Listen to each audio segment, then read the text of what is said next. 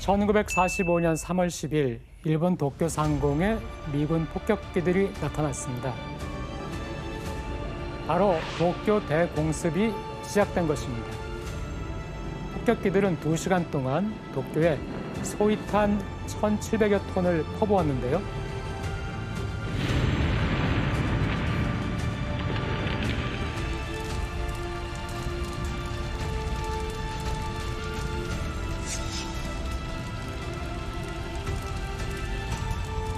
도쿄에서 사망한 인구가 8만여 명, 중상을 입은 사람들이 4만여 명이고요. 결국 도쿄 대공습에 이어 히로시마와 나가사키의 원자폭탄이 떨어지면서 일본 제국은 끝내 패망하게 되고야 말았습니다.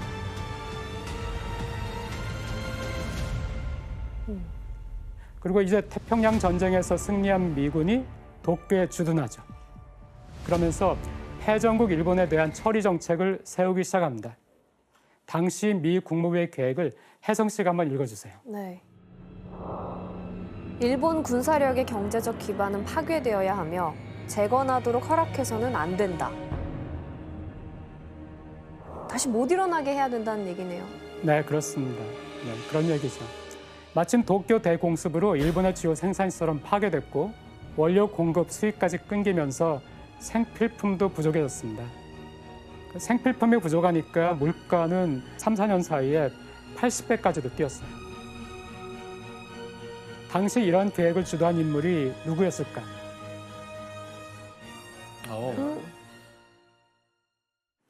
네, 지금 쇼와 천황 옆에 서 있는 사람이 누군지 아시겠죠? 네, 메가다. 네, 그렇습니다. 아야 씨는 메가더 장군 어떻게 알고 계세요? 네, 일본에서도 의외로 호의적으로 받아들였었다고 해요. 그러니까 미국이 들어오면서 그러니까 민주화도 진행되고 좋게 생각하는 것 같은데 매일 1,000여 통의 편지가 그 메가더 장군 앞으로 보내줬다고 해요. 천 통의 편지가 매일 왔다고요? 와. 그 정도로 정경도 받았었던 것 같아요. 메가더 장군이 전후에 도쿄에 머물면서 군정을 실시했습니다. 그러면서 미쓰비시 등 전범 기업에 전쟁의 책임을 물어서 그 기업들의 주식을 내놓게 했고요. 또 일본 기업들의 규모를 축소시키는 등 강력한 제재를 시행을 했습니다. 메가더 장군의 계획은 잘 실행이 됐나요? 그렇지 않습니다. 이때 미국의 자유주의 진영과 소련의 공산주의 진영으로 갈라진 이른바 냉전 시대가 본격적으로 시작된 것입니다.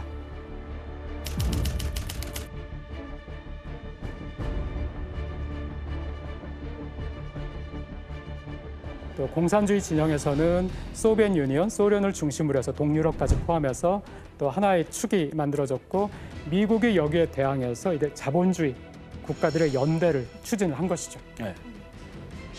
그래서 그러니까 미국으로서는 이 아시아에서 공산주의가 더 이상 확대되지 않도록 하는 것이 필요하겠다. 이런 생각을 하게 됐고 그때 바로 미국이 선택한 것이 일본입니다. 공산주의를 막을 수 있는 자본주의의 보루. 그래서 일본을 확실한 자본주의 체제의 일원으로 만들기 위해서 그동안 외면했던 일본 경제의 부흥을 지원하는 쪽으로 방침을 바꿉니다. 이런 문제들을 해결할 수 있는 사건이 생겼습니다.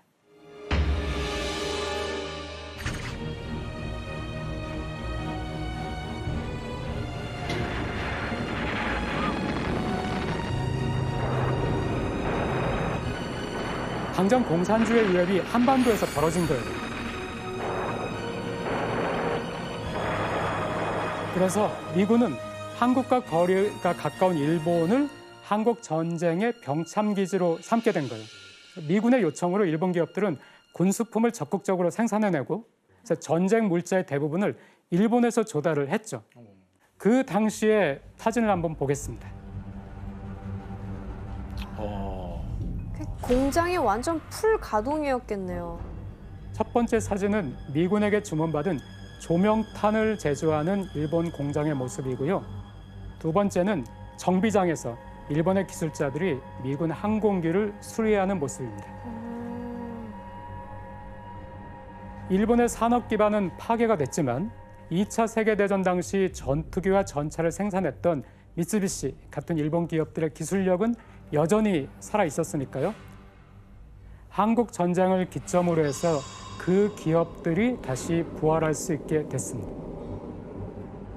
일본 경제를 얼마큼 도와준 건가요? 그 학자들의 추산에 의하면은 직접 효과, 간접 효과를 모두 포함했을 때 36억 달러 정도의 경제 효과가 있었다. 36억 달러 정도의 경제 효과가 있었다 하는데요. 이 1951년에 일본 정부의 예산이 22억 달러였습니다. 물론 1년 만의 경제 효과는 아니고요. 그 3년, 4년에 걸친 경제 효과가 그 정도가 될 것이다라고 학자들은 추산을 하고 있습니다. 그런데 전후에 쓰러진 일본 경제를 되살린 것은 한국 전쟁뿐만이 아니었습니다. 1951년에는 샌프란시스코에서 일본 경제가 새로운 전환점을 맞게 됩니다. 샌프란시스코? 네. 모양 바르고 있네.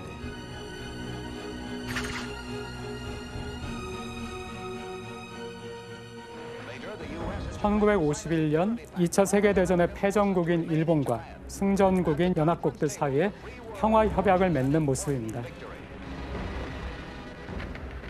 The signing of the Treaty of Peace this morning and the signing of the bilateral security agreement between the United States and Japan, from which I have just come, opened the door for Japan to enter the Committee of Nations. 굉장히 우호적인 관계로 바뀌었네요. 그때 미국이 일본과 미일 안전보장 조약을 맺어서 미군을 계속 일본에 주둔시키겠다. 그렇게 했습니다. 그렇게 되면은 일본은 미군의 보호 아래 국가 안정을 보장받게 되죠. 자, 그러면은 일본 입장에서는 국방비나 안보에 쏟을 돈을 줄이게 되죠. 네. 그래서 경제에 더 집중을 할 수 있게 됩니다. 그 비유를 하자면 뭐 월급을 타면 우리가 뭐 생활비도 내고 막 이것저것 쓸 돈이 많은데 월급 탄 걸 100% 투자할 수 있게 된다는 느낌인 거잖아요. 네, 맞습니다. 와, 그러니까 경제 발전만 하면 되니까. 네. 이렇게 기업들에 투입된 자본을 바탕으로 일본은 산업을 육성해 나가기 시작했습니다. 일본 정부는 2차 세계대전 이후에 손상된 산업 기반 시설 복구에 자금을 투입해서 고도 성장의 기반이 되는 선철, 철강 이런 것들을 복구를 시켰고요. 그 패전 이전에 일본 경제를 이끌었던 미쓰비시 중공업이나 도요타, 닛산 이런 중화공업 분야들의 기업들이 부활하기 시작했습니다. 막 한참 경제 성장을 꿈꾸는 일본에게 미국이 뭐 지원을 해준 게 따로 있나요? 지금 전 세계에서 가장 이슈가 되고 가장 논쟁이 되는 산업이 하나 있어요. 비트코인? 부동산? 주식? 아니요, 그것보다 누가 이 산업의 패권을 장악하느냐를 가지고 반도체? 맞습니다. 반도체입니다. 그 반도체라는 것이 처음 개발된 곳이 미국이죠. 미국이 특허를 가지고 있었어요. 네, 그랬는데 미국이 특허를 오픈을 한 거예요. 쿨하게 그냥 갖다 일본도 쓰라고. 해도 네네. 그래서 일본에서 이제 그 반도체 기술을 배워올 수 있게 된 거예요. 왜 풀었죠? 미국이 그럴 리가 없는데. 우리 착해요, 은근히.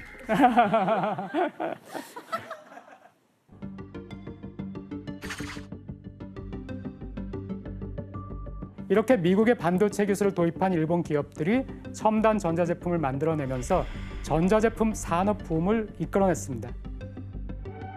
미국에서 도입한 반도체 기술로 일본은 흑백 TV, 냉장고, 세탁기를 만들어 보급하기 시작했습니다. 그리고 그때는 일본의 그 엔화가 값이 쌌어요. 그러니까 굉장히 기술은 좋은데, 기술력은 좋은데 물건은 잘 만들었는데 미국 시장에 가니까 너무 싼 거예요. 가격 경쟁력이 있었구나 또. 그러니까 불티나게 팔렸겠네요, 저건 진짜. 네, 그렇죠. 싸니까. 그래서 일본 정부 역시 반도체 관련 기업들에게 금융 지원을 적극적으로 했습니다.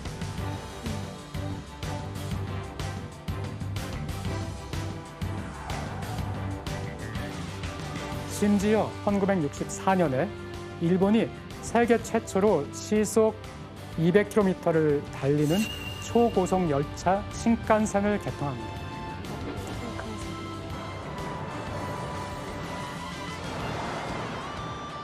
그리고 또 도쿄 올림픽까지 치르죠. 그래서 일본이 부활했다는 것을 이제 알리게 되는 것이죠.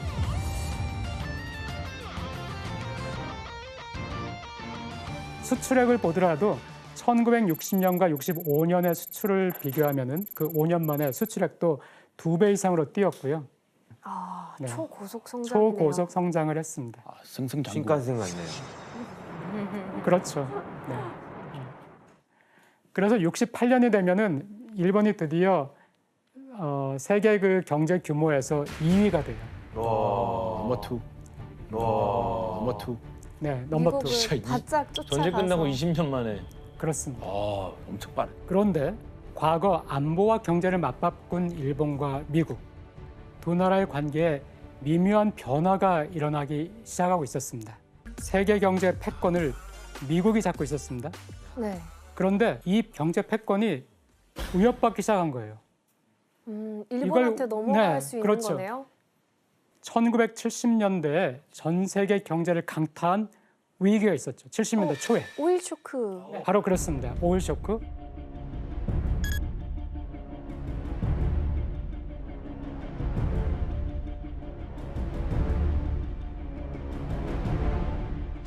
이 오일 쇼크가 미국 시장에서 일본 제품에 대한 열풍을 불러일으켰습니다. 아, 그래요? 차인가? 아 차네. 네, 그렇습니다. 바로 자동차. 내 생애 첫 차, 아 진짜요? 시빅.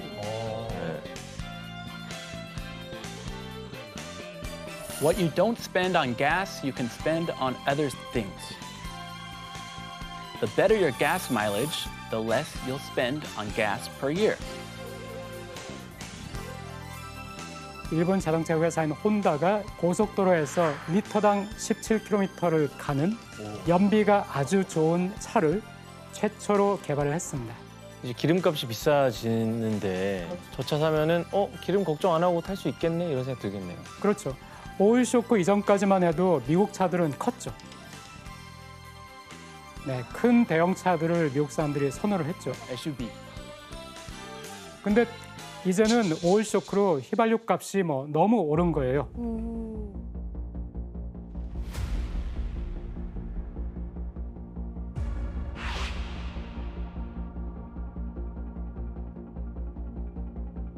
그러자 연비가 좋고 경제적인 일본의 소형차에 미국 사람들이 열광하기 시작한 겁니다. 당시 광고 영상을 또 하나 보세요. You know, if I could find a car built like me for under 3,000, I'd take it in a second. You asked for it. The new Toyota Corolla two-door sedan. Toyota cars are built for the long haul. 9 out of 10 in America are still on the road, still getting the kind of mileage Toyotas are famous for. This Corolla sticker price under $3,000. 49 Highway 36 City. And you get Toyota durability and reliability at an incredibly low sticker price. Toyota, it's just common sense.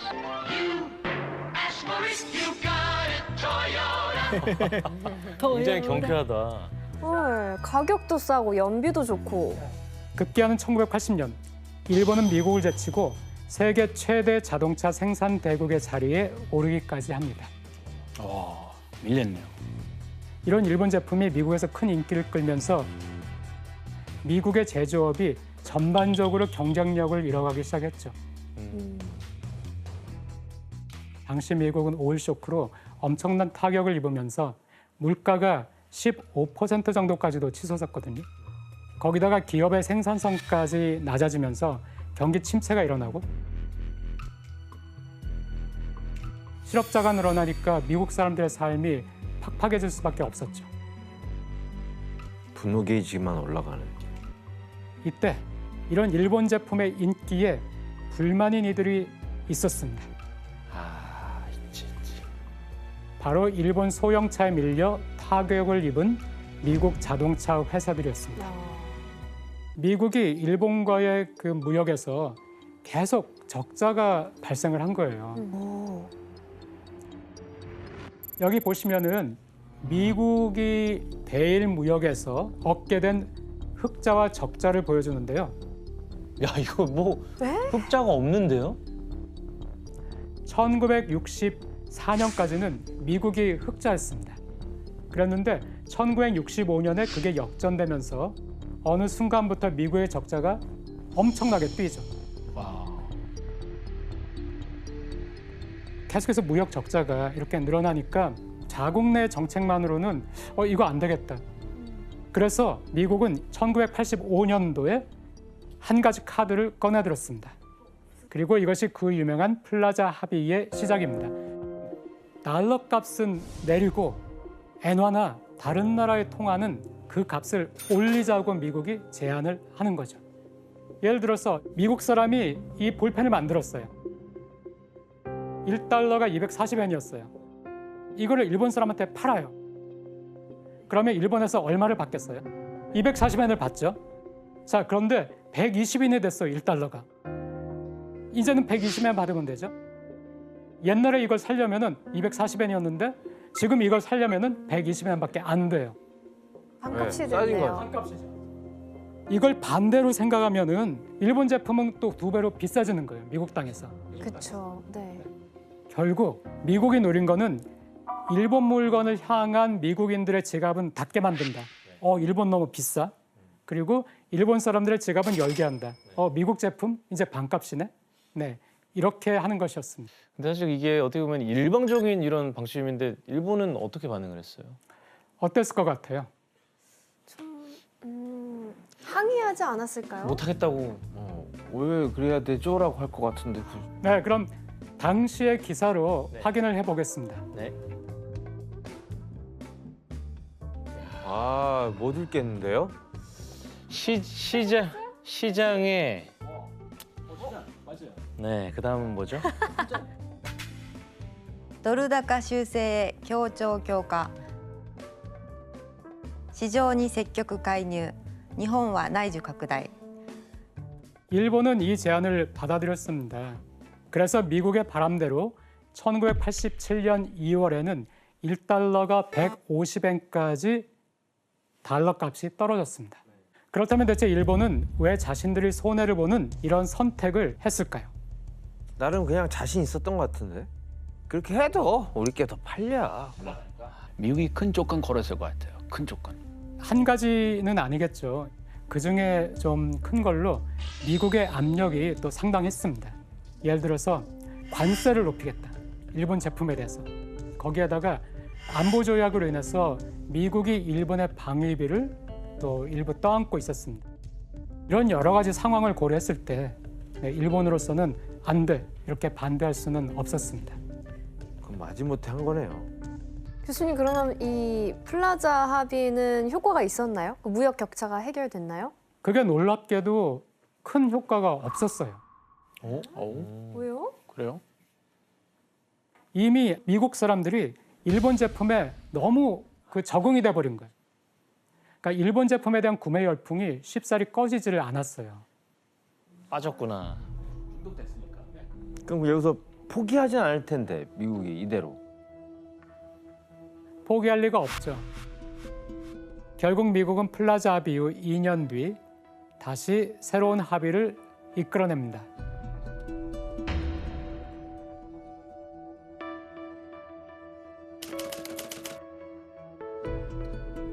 이번에는 경제대국 7위까지 나라들이 모였습니다.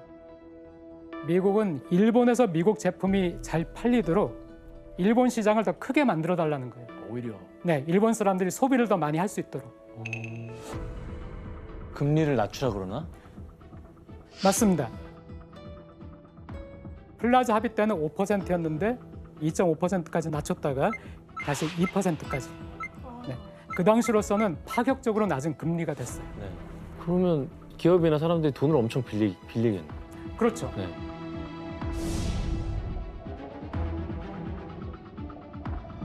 Japan, too, could help right the imbalance in the world economy by righting the imbalance in its own economy. It's time for Japan to let free the pent-up consumer demand in their nation. 교수님, 이번에는 미국의 계획이 딱 들어맞았나요? 이번엔 드디어 미국의 바람대로 미국의 무역 적자도 줄기 시작했습니다. 어마어마하게 돈이 풀리면서 일본 경제도 유례없는 활기를 띠게 된 거예요. 대호황이구나. 시중에 돈이 많아지니까. 결국 잃어버린 20년을 예고하는 버블 경제 시대가 이때 열리게 됩니다.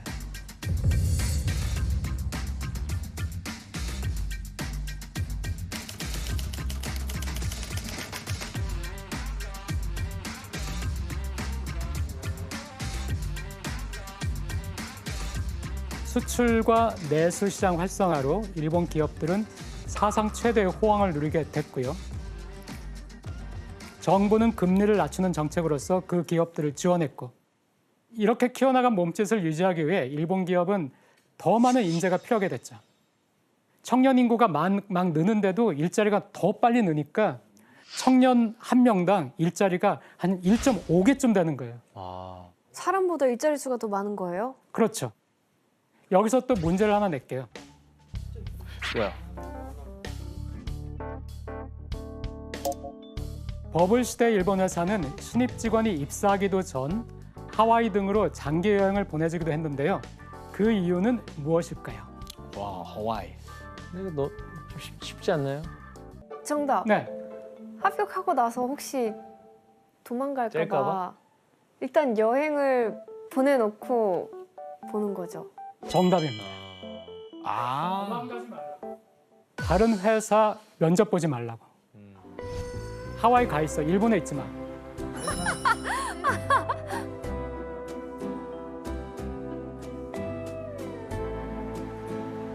세상에 공짜는 없는 거예요. 그렇죠. 네.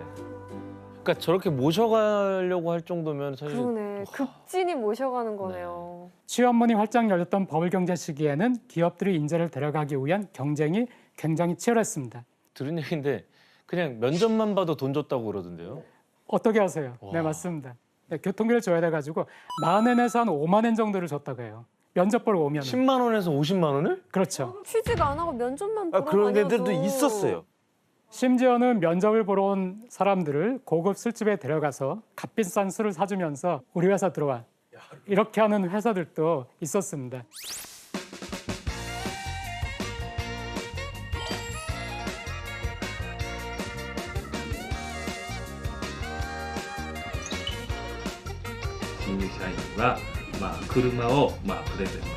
차를 선거. 차를 뽑아준다고요? 야, 씨. 우와. 이럴 수가.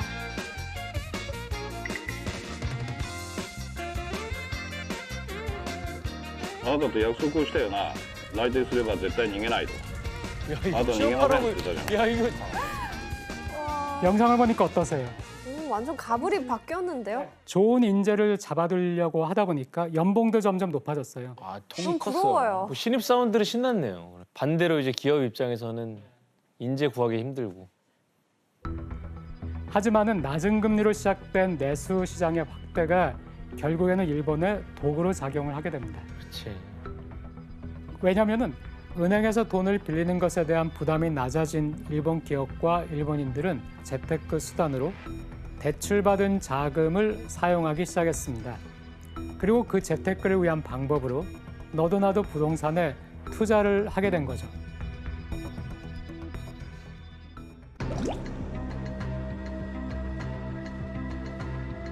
금리가 낮으니까 이제 낮은 금리로 2% 정도, 3% 정도로 대출을 받아서 이걸로 부동산을 사두면은 부동산 가격은 10%, 20%씩 뛰니까. 네. 그러니까 이 부동산은 뭐 불패다, 절대 떨어질 일이 없다.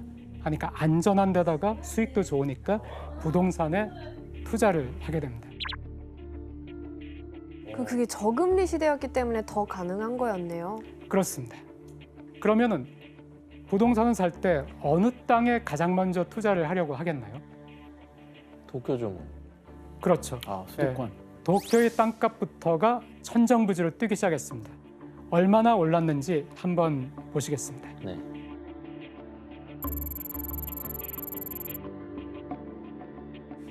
와, 이제 다 올랐네 그냥. 1984년을 100으로 뒀어요. 그때 만약에 100만 엔이었으면은 그게 84년부터 90년까지 6년이죠. 6년 사이에 300만 엔이 됐다는 얘기예요. 3배가 뛰었네요. 네, 네, 많이 올랐네요. 네. 도쿄가 3배가 올랐는데 일본의 평균 땅값도 2배는 다 올랐어요. 네. 실제로 도쿄에서 인구가 가장 밀집된 세타가야구라는 곳이 있습니다. 네. 여기 한 아파트가 1987년에 1억 엔으로 분양을 시작했는데 4년 뒤에 3억 2천만 엔으로 네, 와, 3배 이상 가격이 뛰었습니다. 게다가 당시 도쿄의 번화가 긴자에서 기름맥주 총판장이 있었던 메이저 빌딩. 네, 여기가 가장 높은 땅값을 자랑하는 곳이었거든요. 91년 이곳의 가격이 평당 약 12억 원을 넘겼습니다. 와, 평당 평당 12억? 네, 그것도 30년 전에. 와우. 그 국민 맥주 건물이 네네. 기린 맥주. 내 집이 1억이에요. 1억이면은 보통 8천만 원 정도까지 대출을 해주죠. 많아봐요. 그런데 그게 아니고 1억인데 120%, 1억 2천까지 대출을 해주는 거예요. 그러니까 앞으로 상승할 것까지 고려해서 대출해 주는 거네요. 그렇습니다. 아, 가격보다 더 많이. 네, 근데 그게 투기를 부추게 해요? 네. 자, 은행에서 꼼수를 동원해서 원래 빌리려던 돈보다 더 많은 돈을 낮은 금리로 대출을 해주니까 저 이제 남는 돈으로 또 다른 부동산을 사는 게 가능했습니다. 거기다 이렇게 산 부동산을 은행 담보로 대출을 받아 또 다른 부동산을 사고 새로 산 부동산을 담보로 또 대출을 받아 부동산을 계속 늘려가는 방식으로 투기를 하는 사람들도 생겨나기 시작했습니다. 그럼 대출이 생길 수 있는 상황이네요. 그런 상황이었습니다. 너무 위험한데? 아야 씨도 이런 이야기 들어보셨죠? 네네. 그 당시에 은행끼리 경쟁이 붙어서 부동산 담보대출을 2%의 금리로 대출해주겠다라고 어느 은행에서 하면 다른 은행에서는 1.5%의 금리로 대출을 받을 수 있게 해주겠다 이런 식으로 해서 경쟁을 했었다고 해요. 은행끼리 경쟁을 했구나. 그런데 이런 현상이 지속이 되면은 여기에는 부작용도 있죠. 도쿄의 땅값, 집값, 거기에다가 외곽집까지 집값이 점점 오르니까 집이 없는 사람들은 벼락까지 된 거죠. 서민들은 도쿄에서 절대 못 살 거 아니에요. 그렇죠. 꿈도 못 꾸네요. 그렇죠. 그때 일본의 수도인 도쿄는 뉴욕, 런던과 함께 세계 3대 도시 중 하나로 떠오르면서 도쿄 땅을 팔면은 미국 전체를 살 수 있다.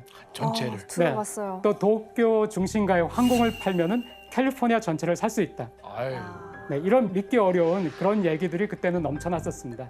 그럼 이렇게 부동산 가격이 오르는데 대책은 뭐 없는 건가요? 그때는 5.2%였던 GDP의 실질 증가율이 3.3%까지 떨어졌었거든요. 근데 이제 금리를 낮추고 내수 경기를 막 활성화하고 이렇게 하다 보니까 이 실질 GDP의 증가율도 4.7%, 6.8% 이렇게 오르고 있었어요. 그러니까 경제도 좋아지고 하니까 일본 사람들이 자신감이 있어서 이거를 극단적인 버블이라고까지 생각을 못했고 또 일본 정부에서는 금리를 내렸으니까 일본 기업들이 기술 투자하고 설비 증진하고요. 이렇게 하면서 경제가 더 발전할 거라고 생각했는데 기업들까지 부동산 투기에 나선 거죠. 그리고 재미있는 것이 이런 부동산 투자가 일본 국내에서만 있었던 것이 아닙니다. 해외 부동산도 막 사들이나요? 아, 맞아. 네, 그렇죠. 해외에서. 바로 그중 한 곳이 미국이었습니다. 하와이 많이 샀지. 와, 맞아요. 그 우리 아빠한테 많이 들었던 것 같아요. 그 당시에 일본 사람들한테, 일본 회사한테 땅이 엄청나게 팔렸다. 네. 특히 와이키키 해변의 호텔과 콘도의 60%가 일본인 소유였다고 하고. 대단하다. 그리고 하와이는 조금 그 아픈 역사 있잖아요. 그 진주만 공습당했던 땅이니까 이제 일본인의 땅이 일부가 되니까 조금 더 화가 났던 분들이 많았던 것 같고. 네.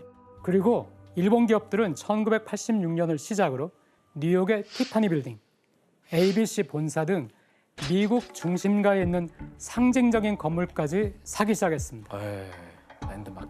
그리고 일본 기업들은 미국의 대표적인 빌딩을 사들이면서 미국 전역을 더 충격에 빠뜨렸습니다.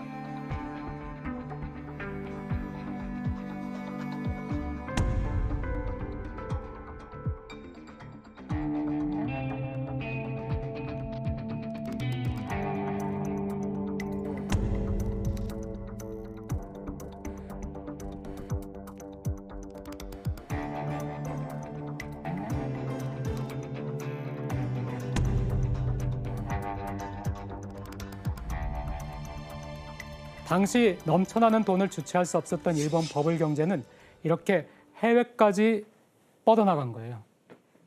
주가가 천정부지로 올라간 1989년 12월 대부분의 주식 전문가는 1990년에 주가가 더 상승한다고 예측을 했습니다.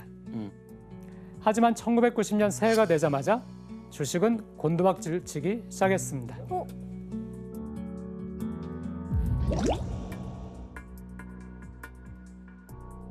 이때 이거 위험한 거 아닌가 하고 생각하기 시작하는 기업과 투자가들과 일반 사람들이 생기게 돼요.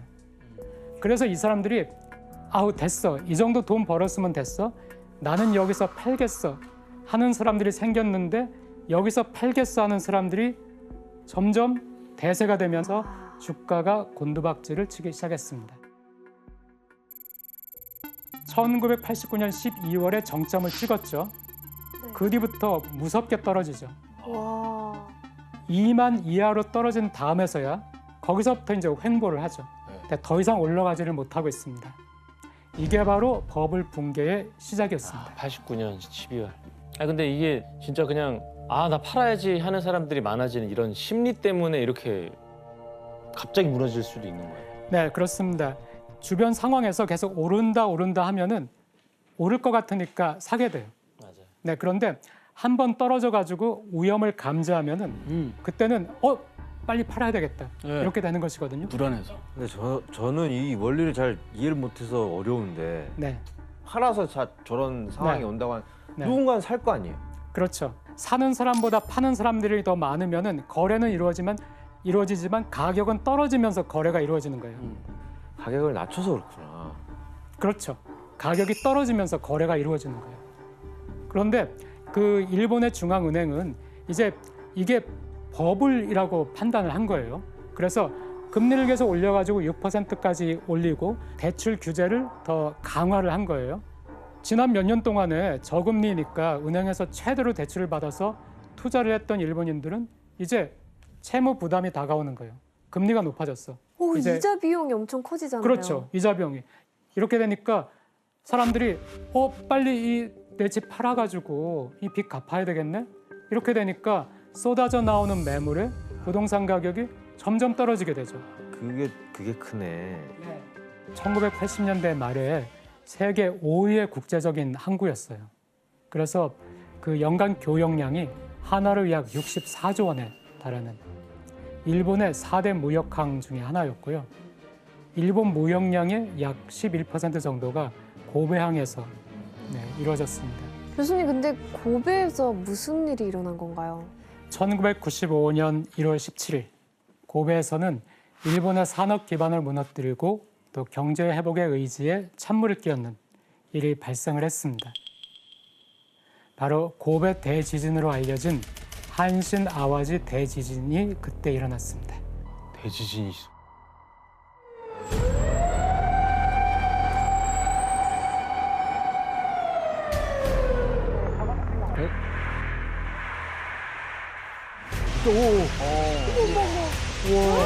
오 마이 갓.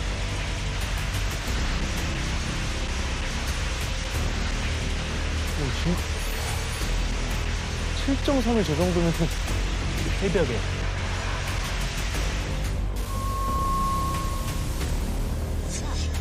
와, 초토화됐다. 전쟁 일어난 것처럼 좋겠네.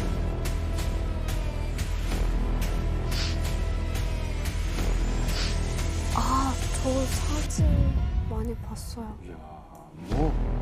물. 저게 사진이 진짜 많이 신경 썼어요.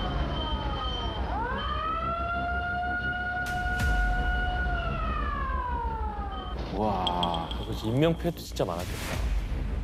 모르겠네요. 네, 정말 무섭죠. 보기만 해도 무섭죠. 땅이 여기저기 갈라져서 고층 빌딩들이 붕괴가 됐고요. 고베와 오사카를 잇는 한신 고속도로의 철근이 부러지듯이 꺾여버리고 말았습니다. 단 20초 동안에 일어난 지진인데 이걸로 도로와 건물이 순식간에 파괴되면서 6,434명의 사망자가 발생했고요. 43,792명의 부상자가 또 발생을 했습니다. 전쟁과 같네요, 거의. 네. 그리고 또 옛날 목조 주택이 많은 곳이었는데 거기에서 이 지진으로 10만 채가 넘는 주택이 파괴가 됐고요. 또 지진이 발생하면은 의외로 또 화재가 발생을 해요. 그래서 이 화재로 많은 사상자가 발생을 했고요. 이곳이 지진으로 무너지면서 고베항의 항만 시설 대부분이 파괴되죠. 그래서 이 지진으로 도산한 기업이 한 달 반 동안에 22곳 도산을 했고요. 또 1997년 말까지 3년간 약 394건에 달하는 기업 도산이 있었습니다. 그런데 이 대지진의 여파가 여기에서 또 끝이 아니었어요. 고베에서 큰 지진이 나니까 피해 복구를 위해서 돈이 필요하죠. 그 돈들을 외국에서 들여오면서 다시 또 외국에서 달러가 일본으로 들어오니까 엔화가 또 비싸졌죠. 지금 그렇지 않아도 일본 경제가 힘든데 수출이라도 많이 해야 되는데 또 일시적인 엔고 현상까지 발생하고. 설상가상이네요. 네, 그렇습니다. 그래서 일본 은행에서는 더 금리를 낮췄어요. 네, 아까 1.75%까지였는데 또 0.5%까지. 0.5%? 거의 제로. 거의 없는 거네요. 네, 0.5%까지. 기록입니다. 네. 하지만 0.5%까지 금리를 낮췄는데도 기업들이 힘들었어요. 왜 그랬을까요? 왜 힘들었을까요? 기업들은 왜 살아나지 못했을까요? 돈을 사람들이 안 쓰니까 돈을 빌릴 수 있어도. 네, 내수 경기가 좋지 않으니까 일단 기업들도 힘들었고요. 그런데 거기에다가 기업도 많이 돈을 빌린 거예요. 빌려가지고 부동산이나 주식에 투자를 한 거예요. 근데 빌린 돈은 그대로 있잖아요. 이거는 깎이지가 않죠. 그러니까 금리를 아무리 낮춰줘도 이제 더 이상 빌릴 수가 없는 거예요. 사업을 해가지고 조금이라도 이익이 나오면은 이거를 빚을 갚는데 급급한 거예요. 그러니까 설비 투자도 할 수가 없고 또 기술 개발을 위한 R&D 투자도 힘들고요. 그래서 점점 힘들게 되는 것이죠.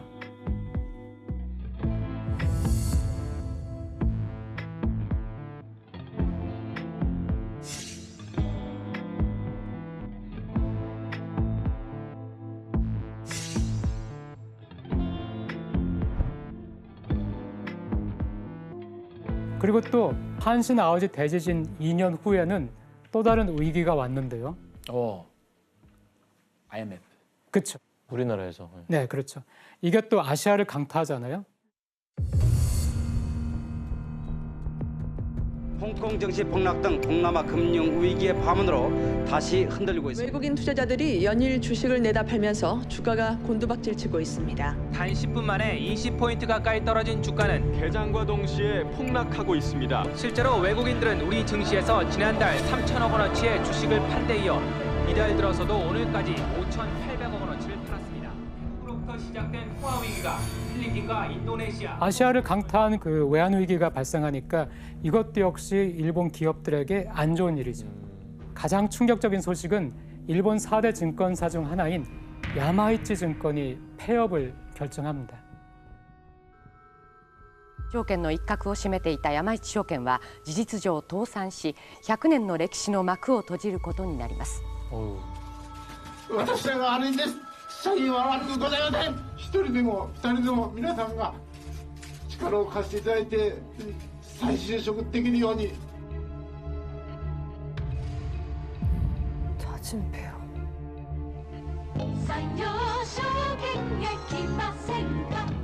산요증권도 폐업. 타산한 홋카이도 다쿠쇼쿠은행은 1900년에 설립돼서 지난 1세기 동안 홋카이도 경제를 뒷받침해온 불재은행입니다. 일본에서 전국 규모의 은행이 무너진 것은 사상 처음입니다. 北海道の歴史そのものですので本当に悲しく残念に思ってます。町銀のように潰さずに置いてほしかったんですよね。どうしてそれできなかったんでしょうね。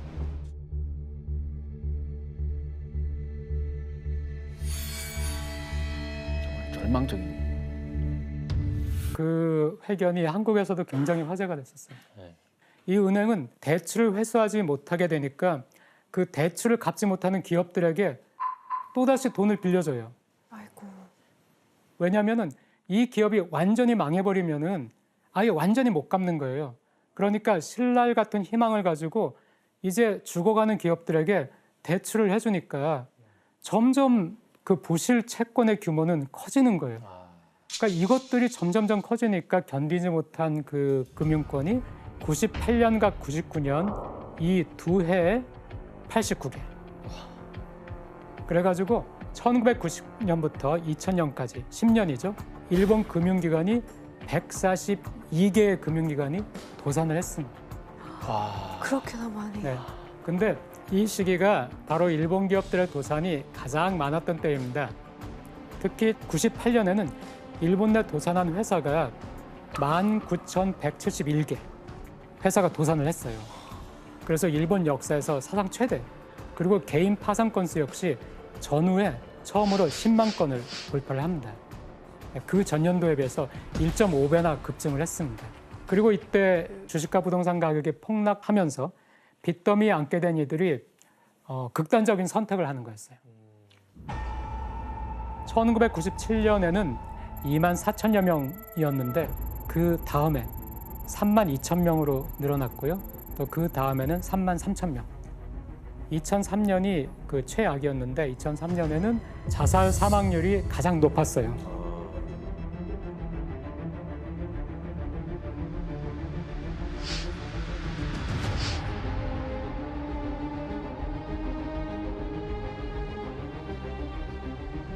우리 그 아빠가 일본 회사에서 일하셨거든요. 그래서 거기 동료들한테 듣기로는 전철 타면서 그 갑자기 안내 방송 뭐 운행이 중단되었으니 인명 피해 때문에 잠깐 뭐 기다려 주세요 얘기하더라고요.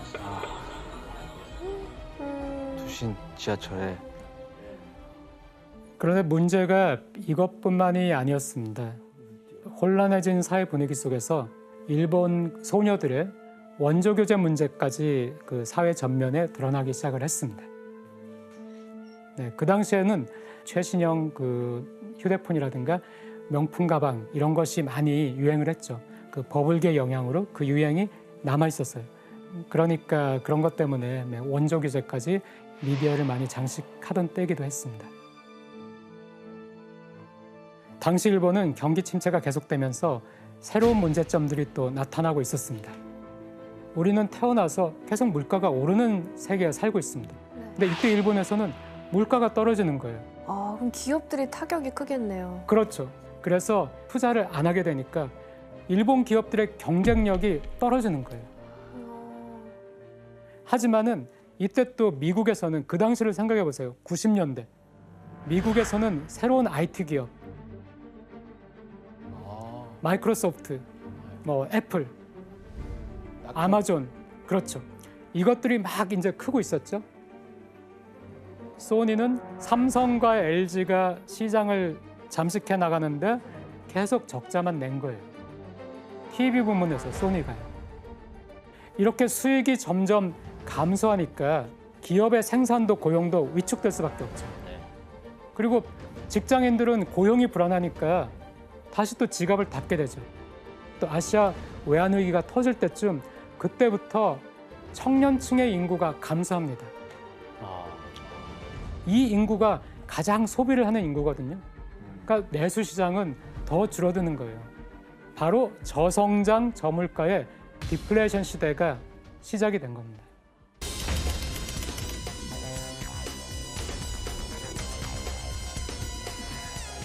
자, 여기서 일본이 뭐 죽을 수는 없겠죠. 그러니까 일본도 뭔가를 하려고 하죠. 일본 정부는 이 문제를 해결하기 위해서 금리를 이제는 제로 수준까지 낮춰요. 네, 제로 수준까지 낮춰가지고 기업이나 개인이 좀 돈을 빌려가지고 쓰도록 유도를 하려고 했습니다. 그래서 버블 붕괴 후에 일본의 만성적인 경제 문제가 된 이 디플레이션을 잡기 위해서 2001년에 용감하게 나선 사람이 있었습니다. 그 사람이 바로 일본의 87, 88, 89대 총리인 고이즈미 주니치로. 고이즈미 총리는 개혁 없이 성장 없다라고 주장을 했습니다. 우리도 뭔가 효율적으로 한번 바꿔보자 이렇게 해가지고요 강력한 그 구조 개혁을 하기 시작했습니다. 그래서 예를 들어서 우정 민영화라고 우체국이 공기업이었는데 고이즈미가 이거 안 된다. 우정 민영화 하겠다 해서 민영화를 하고요. 또 부실 채권이 많이 쌓였다겠죠. 코이즈미가 이것도 안 돼. 부실 채권도 해결하겠어. 그래서 이거를 정부가 차라리 사가는 거예요. 부실 채권들을. 그리고 대출도 이제 죽어가는 기업에 더 이상 대출은 안 돼. 이런 식으로. 또 일본 은행이 세계 최초로 2001년에 양적 완화라는 걸 시작해요. 아.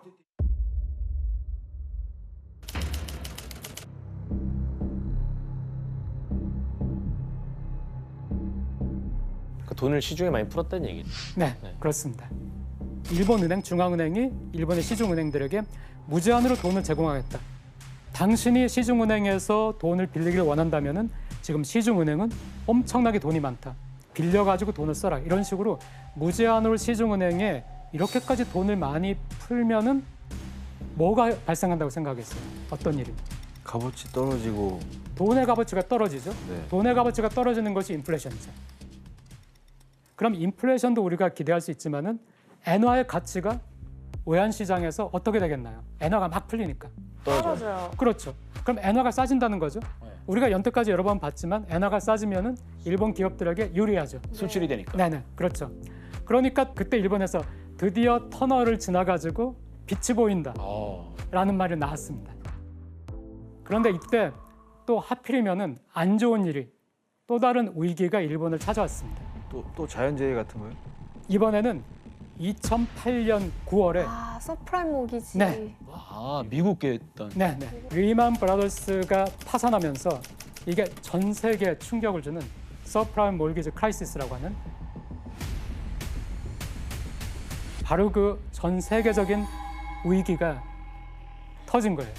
좀 회복할 만하니까 전 세계적인 경제 위기가 다시 왔네요. 네, 그렇습니다. 자, 그런데 전 세계가 지금 또 불황이 닥친 거예요. 2009년부터. 그러니까 미국, 영국, 또 유로 여기에서 일본의 양적 완화를 카피해서 양적 완화를 시작했어요. 그런데 일본이 이때 또 양적 완화를 안 했습니다. 그러면 엔화가 계속 올라가나요? 그렇죠. 일본의 엔화 가치가 뭐 마구마구 오른 거예요. 그러니까 일본 기업들은 너무 힘들죠. 지금 엔화 값이 너무 비싸니까. 그런데다가 도요타 같은 경우에는 그때 또 리콜 사태가 미국에서 있었어요. 그 리콜. 네.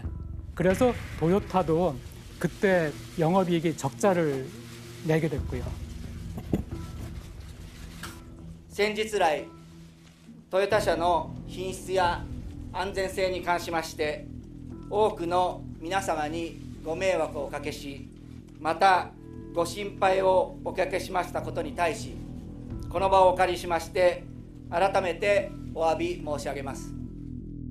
그런데 여기서 끝난 것이 아니라 그 고베 지진처럼 또 2011년도에는 그 일본 지진 관측 역사상 가장 거대한 강도의 지진이 일어났습니다.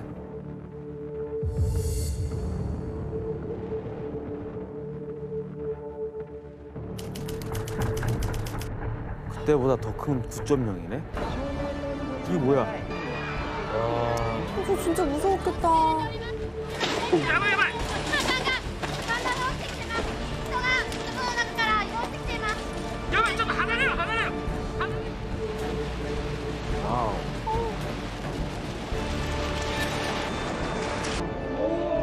이거 쓰나미였잖아요. 처음 들어오는 거 같아.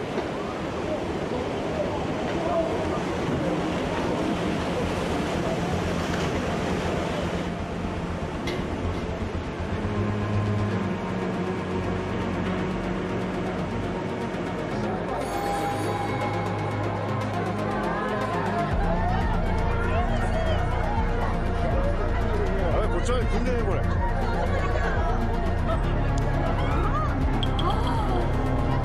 와, 저게 진짜 상황.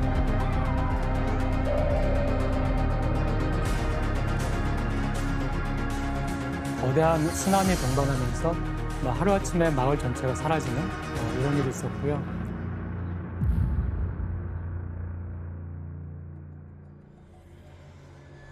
완전 다.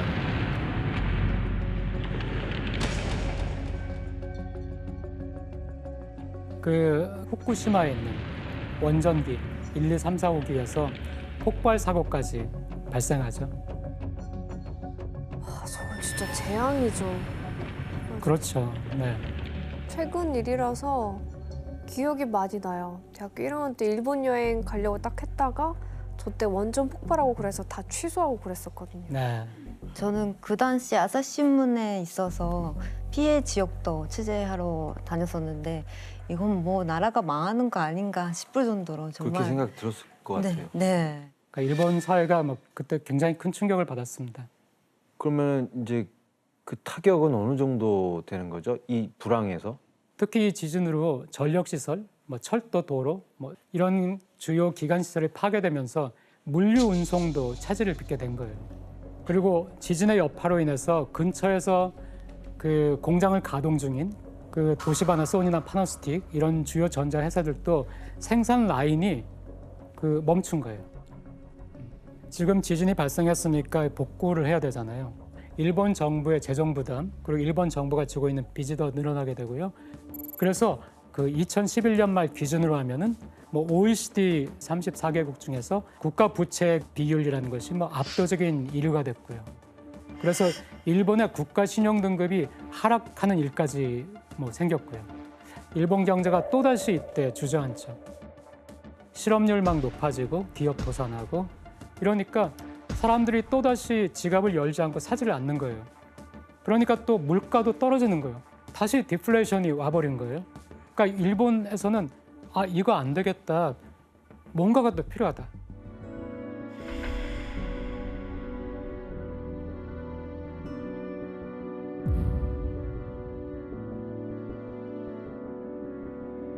이제 일본인들도 많은 거를 깨닫게 됐어요.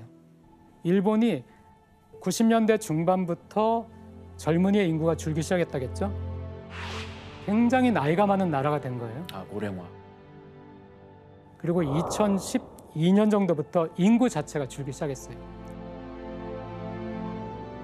그러니까 일본이 굉장히 고령화된 사회, 조금만 샥이 와도 지갑을 닫게 되는 움츠러드는 네, 그런 사회가 돼버린 것이고요.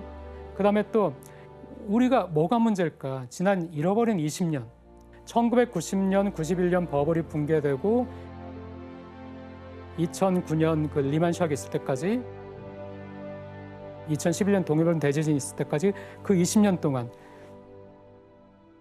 우리는 그 20년 동안을 거의 성장을 못했는데 그 20년 동안에 우리는 무엇을 놓쳤을까 하는 것을 일본 사람들도 당연히 생각을 하게 되겠죠. 어떻게 하면 고용을 안정시킬까? 어떻게 하면 임금을 안정시킬까? 우리는 왜 이렇게 출산율이 떨어졌을까?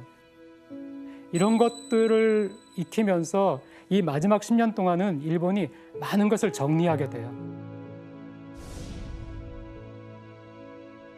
일본이 정리한 이것들이 우리에게도 문제가 되는 것이거든요. 일본이 정리한 것.